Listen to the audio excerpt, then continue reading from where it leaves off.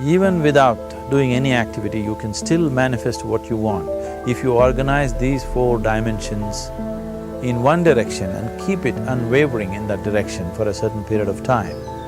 Now he believes Shiva will do it for him and it will happen. So is Shiva going to come and build your house? No, I want you to understand, God will not lift his little finger for you. What has not happened till now on this planet can happen tomorrow. Human beings are capable of making it happen tomorrow.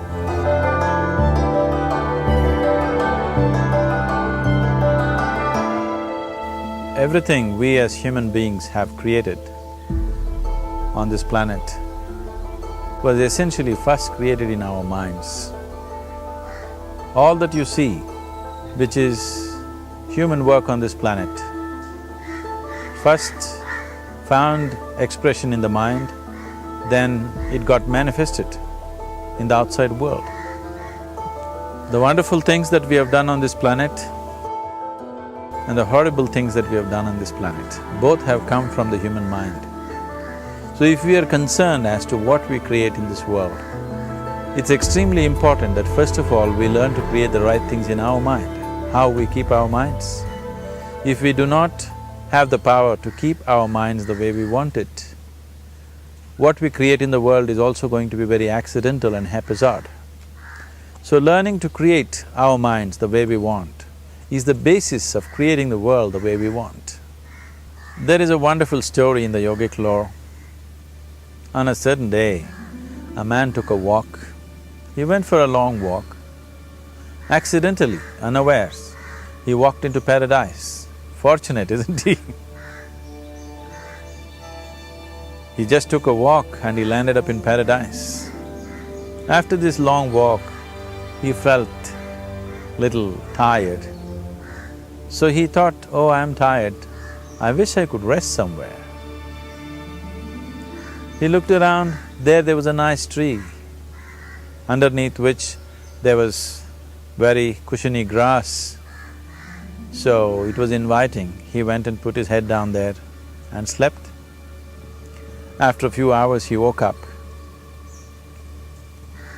well rested, and he thought, oh, I'm well rested, but I'm feeling hungry, I wish I had something to eat. And he thought about all the nice things that he ever wanted to eat in his life.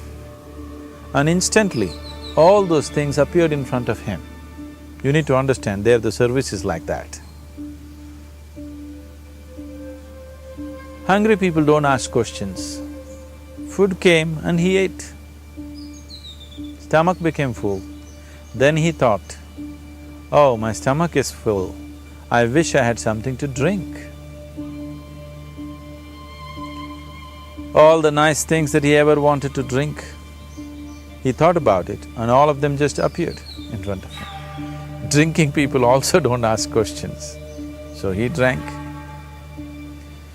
Now with a little bit of alcohol in him, you know Charles Darwin told you, all of you are monkeys, your tail fell away. Not me, Charles Darwin told you that you were all monkeys and your tail fell away and then you became human.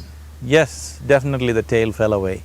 But the monkey, in yoga, we always refer to an unestablished mind as markata, which means a monkey. Why we are referring to the mind as a monkey is, what are the qualities of a monkey? One thing about a monkey is, it's unnecessary movement.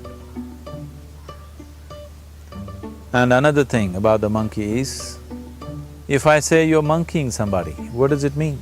Imitation. Monkey and imitation have become synonymous.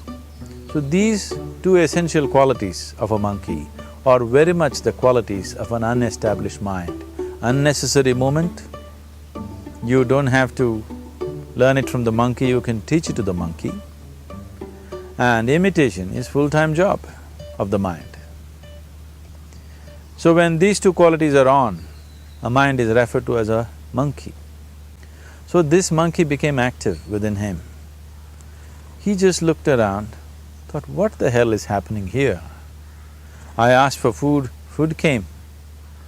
I asked for drink, drink came.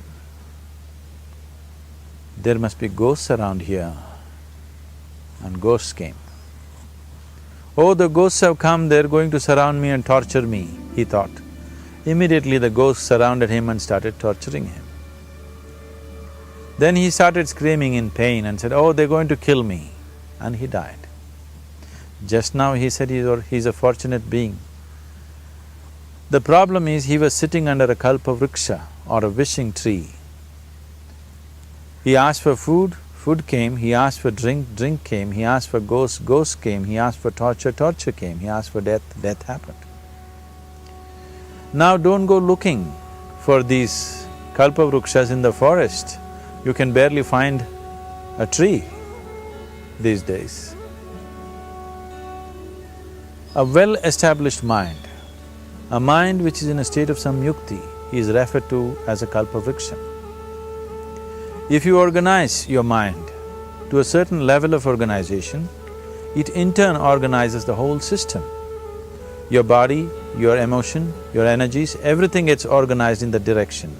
Once all these four dimensions of you, your physical body, your mind, your emotion and the fundamental life energies are organized in one direction, once you are like this, anything that you wish happens without even lifting a little finger actually. It would help to assist it with activity, but even without doing any activity, you can still manifest what you want if you organize these four dimensions in one direction and keep it unwavering in that direction for a certain period of time. Right now the problem with your mind is, every moment it is changing its direction. It is like you want to travel somewhere and every 2 steps if you keep changing your direction, the question of you reaching the destination is very remote unless it happens by chance. So, organizing our minds and in turn organizing the whole system and these four basic dimensions of who you are right now in one direction, if you do this, you are a kalpavruksha yourself. Anything that you wish will happen. But right now, if you look at your lives, everything that you have wished for till now, if it happens, you have finished. Everything and everybody that you have desired for, if all of that lands up in your house today, could you live with that? Once we're empowered like this, it's very important that our physical action, emotional action, mental action and energy actions are controlled and properly directed. If it is not so, we become destructive, self-destructive. Right now, that is our problem. The technology, which is supposed to make our life beautiful and easy, has become the source of all the problem that we are destroying the very basis of our life, which is the planet. So what should have been a boon, we are making a curse out of it. What has brought incredible levels of comfort and convenience to us in the last 100 years or so has also become a threat to our life simply because we are not conscious action, we are in a compulsive state of action. So organizing our minds fundamentally means moving from a compulsive state of activity to a conscious state of activity. You might have heard of people for whom they asked for something and beyond all expectations it came true for them. Generally this happens to people who are in faith. Now, let's say you want to build a house.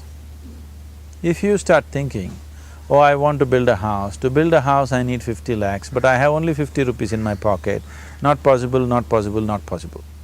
The moment you say not possible, you are also saying I don't want it. So on one level, you're creating a desire that you want something, on another level, you're saying I don't want it. So in this conflict, it may not happen. Someone who has some faith in a god or in a temple or whatever, who is simple-minded, faith works only for those people who are simple-minded. Thinking people, people who are too much thinking, for them it never works. A childlike person who has a simple faith in his god or his temple or whatever, he goes to the temple and says, Shiva, I want a house. I don't know how, you must make it for me. Now in his mind there are no negative thoughts. Will it happen? Will it not happen? Is it possible? Is it not possible? These things are completely removed by this simple act of faith. Now he believes Shiva will do it for him and it will happen. So is Shiva going to come and build your house? No, I want you to understand, God will not lift his little finger for you. What you refer to as God is the source of creation. As a creator, he has done a phenomenal job, there's no question about it. Could you think of a better creation than this? Is it in anybody's imagination to think anything better than what is there right now? So as a creator, he has done his job wonderfully well. But if you want life to happen the way you want it, because right now, the very crux of your happiness and your well-being is this. If at all if you're unhappy, the only and only reason why you're unhappy is life is not happening the way you think it should happen. That's all it is. So if life is not happening the way you think it should happen, you're unhappy. If life happens the way you think it should happen, you are happy. It's as simple as that.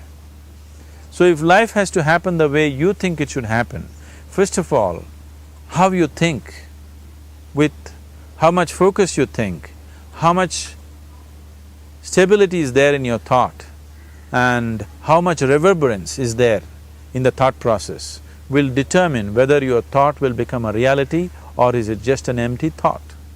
Or how you do not create any impediments for your thought by creating negative thought process.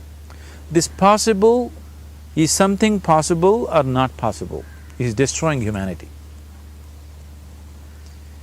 What is possible and not possible is not your business, it's nature's business. Your business is just to strive for what you want. Right now you're sitting here, if I ask you two simple questions, I want you to just look at this and answer this. Right now from where you're sitting, can you just fly off? You say no. Right now from where you're sitting, can you get up and walk? You'll say yes. What is the basis of this? Why you say no to flying and yes to walking? Because past experience of life, many times you've gotten up and walked, never did you fly off. Or in other words, you're using the past experience of life as a basis for deciding whether something is possible or not possible. Or in other words, you have decided that what has not happened till now cannot happen in your life in future. This is a disgrace to humanity and the human spirit. What has not happened till now on this planet can happen tomorrow. Human beings are capable of making it happen tomorrow. So what is possible and what is not possible is not your business. That is nature's business. Nature will decide that. You just see what is it that you really want and strive for that. And if your thought is created in a powerful way, without any negativity, without any negative thoughts bringing down the intensity of the thought process, the first and foremost thing is you must be clear what is it that you really want. If you do not know what you want, the question of creating it doesn't arise. If you look at what you really want, what every human being wants is, he wants to live joyfully, he wants to live peacefully. In terms of its relationships, he wants it to be loving and affectionate.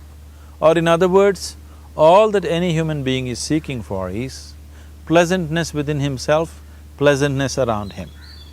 This pleasantness, if it happens in our body, we call this health and pleasure. If it happens in our mind, we call this peace and joy. If it happens in our emotion, we call this love and compassion. If it happens in our energy, we call this blissfulness and ecstasy. This is all that a human being is looking for. Whether he is going to his office to work, he wants to make money, build a career, build a family, he sits in the bar, sits in the temple, he is still looking for the same thing. Pleasantness within, pleasantness around. If this is what we want to create, I think it's time we addressed it directly and commit ourselves to creating it. So you want to create yourself as a peaceful human being, joyful human being, loving human being, a pleasant human being on all levels. And do you also want a world like this? A peaceful world, a loving world, a joyful world? No, I want greenery, I want food. When we say a joyful world, that means everything that you want has happened. So this is all that you're looking for. So all that you need to do is commit yourself to creating it, to create a peaceful, joyful and loving world, both for yourself and everybody around you. Every day in the morning, if you start your day with this simple thought in your mind, that today, wherever I go, I will create a peaceful, loving and joyful world. If you fall down 100 times in the day, what does it matter? For a committed man, there is no such thing as failure. If you fall down 100 times, 100 lessons to be learnt. If you commit yourself like this to creating what you really care for, now your mind gets organized.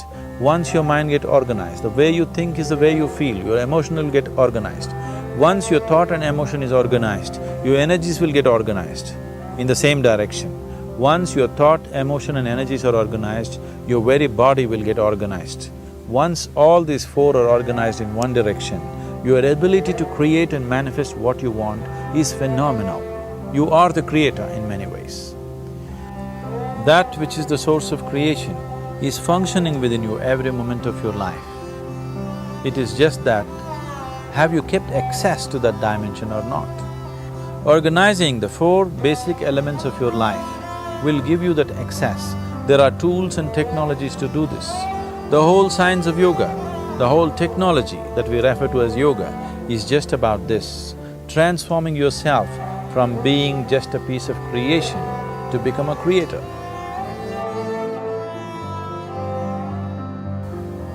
It is my wish and my blessing that every human being in this world should have this access to the source of creation within himself so that he can function here as a creator, not just as a piece of creation.